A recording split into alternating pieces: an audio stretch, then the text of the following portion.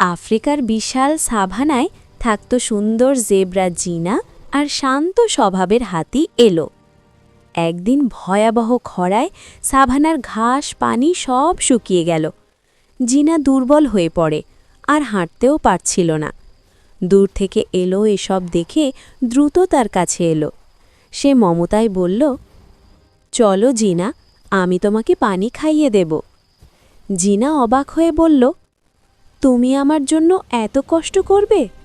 এলো হাসল, যেখানে ভালোবাসা থাকে সেখানে কষ্ট বলে কিছু নেই।